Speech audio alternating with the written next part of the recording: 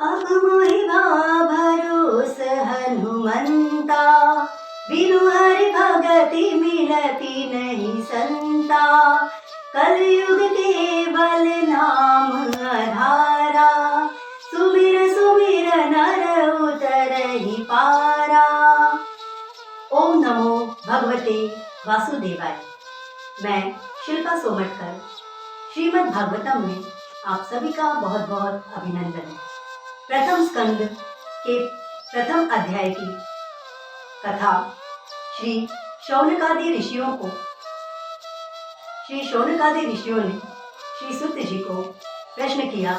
उस प्रश्न का वर्णन इस प्रकार है। एक बार विष्णु भगवान और देवताओं के पुण्यमय क्षेत्र नैमिषारण्य में श्री शौनकादि ऋषियों ने एक महान यज्ञ का अनुष्ठान करने का संकल्प लिया। वह यज्ञ ऐसा था कि वो सहस्त्र वर्षों में पूर्ण हो सके। एक दिन दैनिक क्रियाकलापों से प्रातःकाल अग्निहोत्र यज्ञ के कर्मादि से निवृत्त होकर श्री शौनकादि ऋषियों ने श्री सूत जी का पूजन अर्चन किया, उन्हें ऊंचे आसन पर बिठाया और उनसे प्रश्न किया।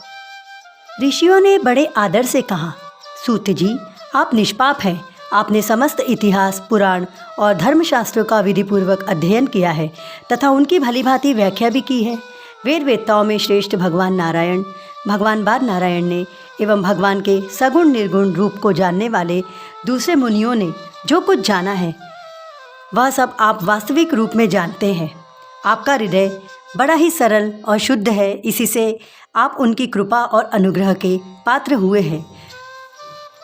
आप कृपा करके ये बतलाइए कि उन सब शास्त्रों, पुराणों और गुरुजनों के उपदेशों में कलयुगी जीवों के परम कल्याण का सहज साधन आपने क्या निश्चय किया है। इस कलयुग में प्रायः लोगों की आयु कम हो गई है, साधन करने में लोगों की रुचि और प्रवृत्ति भी नहीं है, लोग आलसी हो गए हैं। इस वजह से उनका भाग्य तो मंद है ही, समझ भी थोड़ी कम है। तो शास्त्र बहुत से हैं, परंतु कोई निश्चित साधन नहीं है। अनेक प्रकार के कर्मों का वर्णन है। आप परोपकारी हैं, अपनी बुद्धि से उनका सार निकालकर प्राणियों के परम कल्याण के लिए हम श्रद्धालुओं को सुनाइए, जिससे हमारे अंतःकरण की शुद्धि प्राप्त हो। प्यारे सूत जी, आपका कल्याण हो। आप तो जानते ही हैं कि यदुवंशियों के रक्षक भक्तवत्सल भगवान श्री कृष्ण वसुदेव की धर्मपत्नी देवकी के गर्भ से क्या करने की इच्छा से अवतीर्ण हुए थे। हम उसे सुनना चाहते हैं।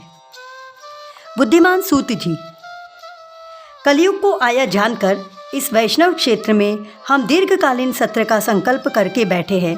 श्री हरि की कथा सुनने के लिए हम बहुत व्याकुल हैं। यह कलयुग अंतःकरण की पवित्रता और शक्ति का नाश करने वाला है। इससे पार पाना कठिन है।